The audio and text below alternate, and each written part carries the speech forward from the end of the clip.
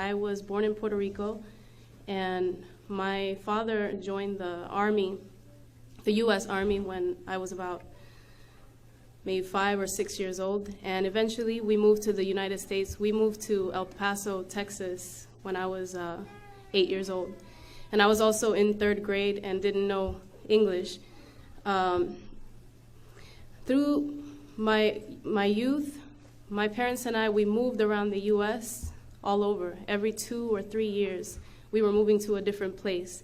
Because when you're in the military, you go from base to base to different jobs and everything. So we would follow wherever my father went. That's where we would go. So I got to experience and meet a lot of different people, alhamdulillah. When we had moved to El Paso, there was a large Hispanic community. And Latinos, they tend to be Catholic, and my parents were Catholic. So they began to take us to a church, and we started going to Catholic school. We would go to Sunday school. I actually went to Catholic school in Puerto Rico as well, and once we were in El Paso, we continued on with that. I went to a regular public school, but then I would go to Catholic school for Sunday school. And in El Paso, I did my first communion, first confession. I went down through the sacraments in the Catholic Church. For some reason, as a child, I never felt comfortable going to the Catholic Church. There was something about walking inside the church and seeing many statues, many paintings of Jesus, of saints, of supposedly Mary, the Virgin Mary. I would feel uncomfortable. I felt like the statues were looking at me, and I was a little girl, scared, and I would see the statues of Jesus, and they would be bloody and gory, and I just didn't think that it was something that would make anyone want to really go to a church and sit there. So even as a child, I felt disconnected. So eventually, after moving again, we went to Alaska, and I lived there for 2 years. When I was living in Alaska, my parents, they stopped going to church. My mother would always say, we believe in God and we can pray to God wherever we are. So we don't have to go to church if we don't want to. And so I felt comfortable with that. So we stopped going to church at that point. Then we moved to Savannah, Georgia. We went literally from one side of the U.S. to the other, very opposites in the spectrum. And while we were in that part of Georgia, we also did not attend church. Again, we moved and we went to Maryland. And we were living in a place called Uthmsn, Maryland, which is very close to Baltimore. By that time, I was really fed up of all the moving. I don't know how many elementary schools I went to. I think it was about 3. And when we moved to Maryland, I think that was the 2nd high school that I was going to. And to be going into a whole new place and making new friends and leaving old friends, it was something that was very difficult. So when I went into Maryland, I became a little depressed because I didn't know anyone. So during that time, I had seen a movie that caught my attention. It was called Malcolm X. And I was very, very impressed by the person Malcolm X. And when I watched the movie, I said, I need to read this man's autobiography. So I bought his autobiography, and I read it from cover to cover. And that was the first time that I ever learned anything about Islam. First about the nation of Islam, and then I learned about the true form of Islam. During that time, alhamdulillah, Allah, He puts you in the right place, and He puts the right people in front of you at the right time. It so happened that during that time, I had met a girl that lived close to me, and she was Christian, and her father was a pastor. So she asked me once, why don't you come to church with me? Because I go to church on Sundays, and it's really fun. You know, there's a lot of people our age, and I think you would enjoy it. And I told her, I don't like church. I don't think so. I don't want to go. And she said, why? And I said, because, they have all these statues, they got all these pictures, I don't like that. And she said, don't worry, we're a non-denominational Christian church. The only thing that we have is a cross in the middle of the room. And I said, seriously, no pictures, no statues, nothing like that? You don't burn the candles, in front of the altar? And no, we don't do any of that. And I said, okay, if it's like that, then I'll go. So I went with her, and I started going to this church. During this time, in one of my English classes in high school, there was a girl that used to sit across from me. And in Maryland, I didn't know many Latinos. And this girl, I assumed she was Latina. She had similar looking features that Latinos do. And I said, I want to maybe befriend this girl because maybe she is Latina. We can speak Spanish to each other. We can talk. So I approached her and we started talking. And I found out that she was Egyptian. And I thought that was the strangest thing. This was the very first time that I had come across anyone from the Middle East. And I had all these stereotypes, and I was like, really? Like, you're Egyptian? Like, the pyramids and stuff, where the pyramids are? And tell me about this. So, her and I, we started talking a lot, and we became close. And one thing that we really had in common was that both of our parents were very strict. My parents were so traditional, so strict, that they wouldn't even let me go out with girlfriends outside to the mall or any place. I couldn't go anywhere with anyone. So her parents were the same way. They wouldn't let her go out. They wouldn't let her do certain things. If you were to go out with a friend, you have to have your parents with you. Like if you want to go to the mall and hang out with your friends, that's fine. I'll take you to the mall.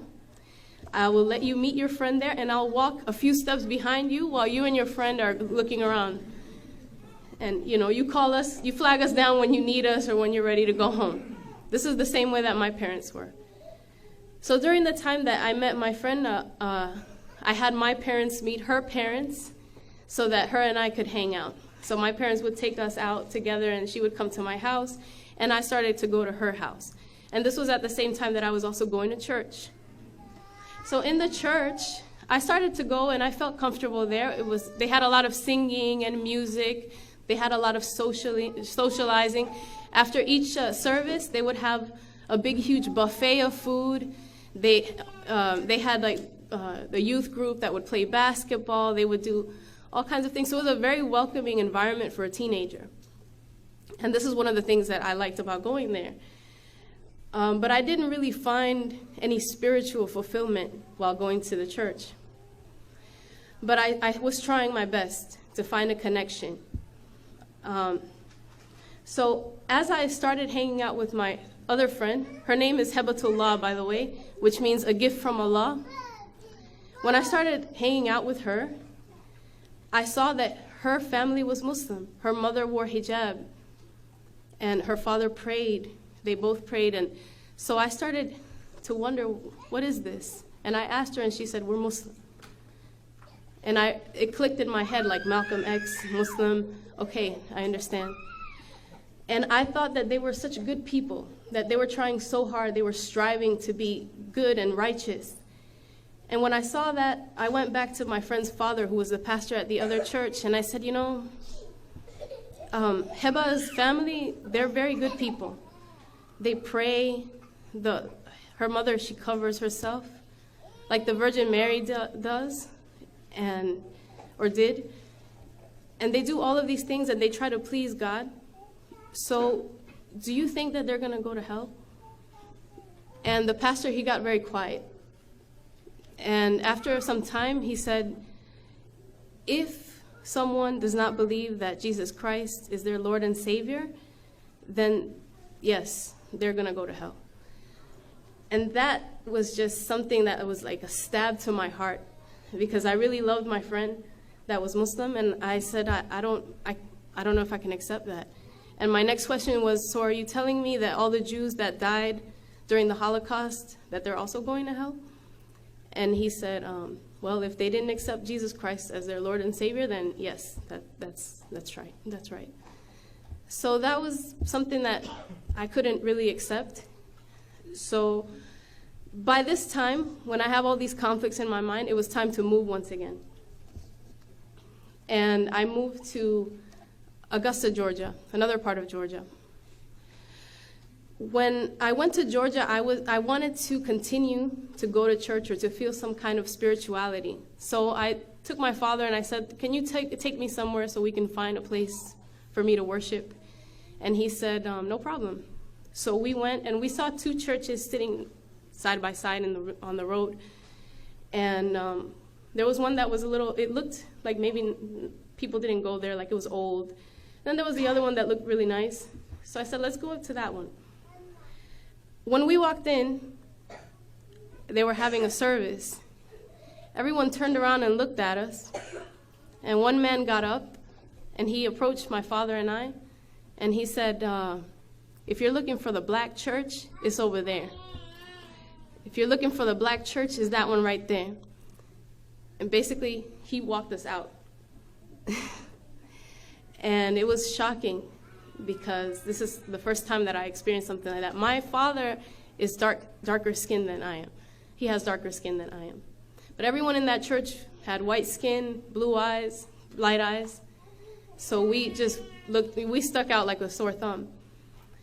So we walked over to the other church, and mashallah, it was a small community. They welcomed us, and we sat there, but I didn't feel right after that. And I told my dad, you know what, that's it. I'm done. I'm good. I'm going to worship God in my own house. So I continued going to high school, and I finished high school. My father saw that, again, I was depressed because I didn't have many friends. This was a new high school. I was actually a senior at that point, and it was the last high school that I attended.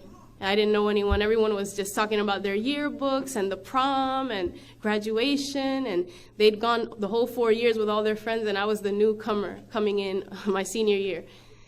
So I asked my father, can I go visit Hiba? I want to go see her. So he said, you know what, I'll buy you the plane ticket and you can go. He spoke with her family, and they bought me a ticket, and I flew to Maryland to visit my friend. When I got to Maryland, it happened to be, my friend said, you can come, but I'm just going to warn you, we'll be fasting, but then we're going to break our fast, and then we're going to party and hang out. And I said, no problem. So I got there, and it was actually during the month of Ramadan. And this was I think it was 1999. So one of the days that we got there, Hiba told me we have to wake up early, and we have to go to the mosque. Do you mind if you come with us? I said, no problem. And she told me, okay, well, if you're going to come inside, can you wear a scarf? I said, no problem. I'll go. So we went, and it happened to be the day of Eid. And it was the end of the month of Ramadan. It was Eid. And we went, early prayer was about, I think, 8 o'clock. And when we were approaching the masjid, she said, you might want to just stand outside. And I said, I don't feel comfortable standing outside. I want to go inside. And she said, okay, you can come inside. So once we were inside, she said, we're going to pray soon, so you might want to sit in the back. And I was like, I don't want to sit in the back, because then people are going to look at me funny. And, she said, okay, then come and sit next to me. So I sat with her for a while, and people were talking, and I was hearing something, and I didn't know what it was, but it kept on going over and over and over. And while I was sitting there, then all of a sudden everyone started to get up. They were about to pray. And my friend said, we're going to pray, so now you can go to the back. And I was like, no, it's so embarrassing. Can I just stand next to you? I'll do whatever you do, I'll do it. And she was like, okay, just, put your foot next to mine and just do what I do. And I said, okay, all right, khalas, inshallah, I'm going to do this. Well, I didn't say that at that point.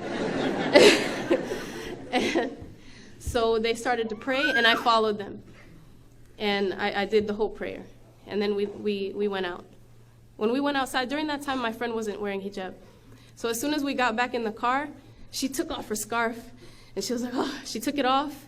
And she was like, oh, now you take yours off. And I was like, we haven't even left the parking lot yet. Just, no, I'm not taking it off right now. And her parents were just giggling, and she was like, just take it off, don't be silly. And I said, no, I want to keep it on. So we went back to her house. By that point, I took it off.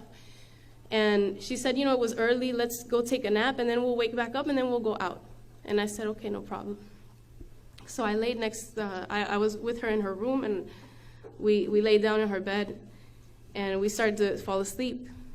But something kept on going in the back of my mind. And it was something like, Allahu Akbar, Allahu Akbar, Allahu Akbar, La ilaha illallah. And I was like, what is that? And it just kept on going, like a song when it gets stuck in your head when you go out into the supermarket or something, and it was just there, and it kept repeating itself. And I shot up, and I said, Heba. She was like, what? What? She was already sleeping. I said, Heba, what does Allahu Akbar, Allahu Akbar? And I went through the whole, what does that mean? And she was like, oh, you know, God is great, God is great, God is great. There is no God but God. I said, oh, okay, all right. So went back to sleep. So after that, we went out again, and we went to different places. We went to a gathering of Muslims, and I saw people praying for the first time as Muslims. And I started asking questions. Why do the women have to pray behind the men? And I'm sitting with my friend, we're young, and she tells me, hello, don't you know if the women were praying in front of the men, what do you think the men would be thinking about? And I said, that makes sense. SubhanAllah, that makes sense. And I said, okay. And I kept on coming with more questions. And, you know, she would answer them, and I'd be like, wow, this is so easy. And then I started asking her parents questions. And I asked questions to the point that her father said, you know what, look, take some books. Here you go. You take these books, you read them, stop asking me. And I said, okay. So I took the books back with me to Georgia. And I read, the first one that I read was called Islam versus Christianity. And it was a very small book. And when I read that book, every single question that I had ever had about God, about life, about Jesus, who he was, why I didn't feel right going to the Catholic Church, why going to the Christian church wasn't enough for me. Because I was looking for an answer that I finally found in this little book after asking some questions. Alhamdulillah. It took a while, though, for me to understand what I needed to do to become a Muslim. So I started, during this time, it was the age of AOL, America Online, chat rooms and such. I started looking for Muslims on the internet, and I wanted to find a Muslim that lived close to me.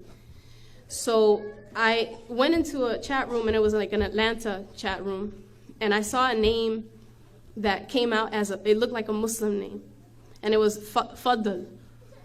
And I am the person. I sent them a message, and I said, I'm interested in knowing about Islam.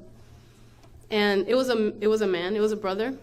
And since he saw that this strange woman was messaging him, he said, you know, like, whatever, no, I'm not going to talk to you. And I said, okay. I said, and I put ma salama, which means goodbye in Arabic, because at this point I knew a few Arabic words. And then he sent me a message, and he said, how do you know that? And I said, because I told you I'm interested in learning about Islam. I have an Egyptian friend, she's Muslim. I told him the whole story, and he said, send me your number, and I'm going to call you right now. And I said, this is crazy for me to do, but I sent him my number. He called me, and he said, do you believe that God is one? And I said, yes. And he said, do you believe that Muhammad? By this point, I had read about the Prophet Muhammad sallallahu alaihi wasallam. And by this time I had learned about the Prophet Muhammad sallallahu alaihi wasallam.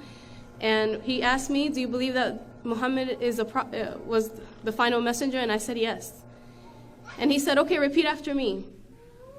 Ashhadu an la ilaha illallah wa ashhadu anna Muhammad Rasulullah. And I did so.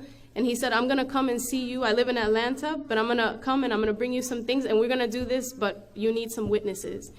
So I met him and his family he happened to have cousins that lived close to me. We met there, and I said my shahada there in front of them. Alhamdulillah, this was in the year 2000. I think it was about August or September of 2000. And after that, I called my friend, the Egyptian friend, and I told her, she didn't even know I knew certain things. She didn't know what words I had learned or anything. So when I called her, I said, Heba, you know, after we said, how you doing, what's going on and everything, I was like, you know, I took my shahada yesterday. And she said, what? You did what? I took my shahada yesterday. all I heard was, Baba! Mama! As she was screaming to her parents what I had done. And immediately her parents, they begged me to fly to see them, and I did so, and they took me to the mosque, and they said, you have to do your shahada in the masjid. So I did my shahada 3 times, alhamdulillah. It's like, the sunnah is 3, and alhamdulillah. And that was how, when and why Islam for me. Alhamdulillah. Right now, I want to take the opportunity to tell you that I met my husband 7 years ago, a little over 7 years ago.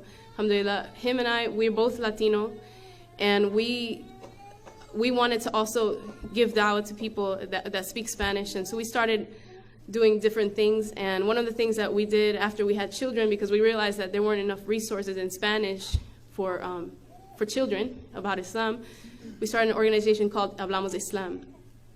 And if you go on our website, www.hablamosislam.com, I have cards I can give out. You can go in and see what we have. And also we have the project Hablamos Islam Niños. Right now we're trying to raise funds so that we can distribute our, we do books, and we also have videos online that are free. We want to distribute them in countries that don't have these resources, because surprisingly, when I went to Puerto Rico, I didn't know that there were Muslims in Puerto Rico and all over Latin America. When I went to Puerto Rico, I found out that there are actually 8 masajid in Puerto Rico, and it was mind-boggling. I thought that I would be the only Latino Muslim in the world, but it's not the case. Alhamdulillah. So, inshallah, please visit our site and just show us your support, inshallah. Jazakallah khair.